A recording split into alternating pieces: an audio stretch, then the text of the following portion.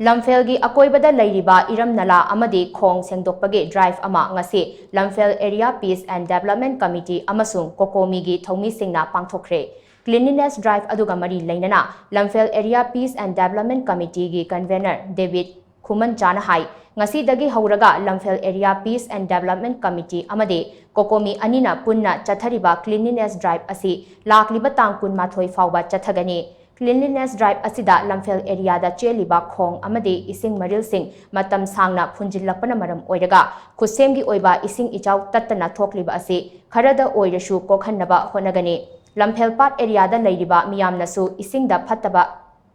hundokpiganu Khong Amadi ising iram phunjin khrabade aikoi punna waminnagani haiba khangminasi haina mahangna makha takhi Mapungoina Lamphel faurga cheliba drainage sing asi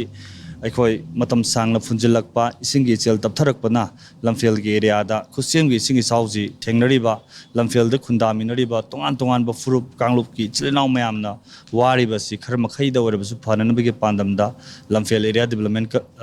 peace and development committee na sinjabani hairiba thabak thoramasida COCOMI gi maikai digi chawraba aikoi gi Leiriba committee asida mateng pangbiba loina PWD department dagi su mateng tongan mateng kaya ama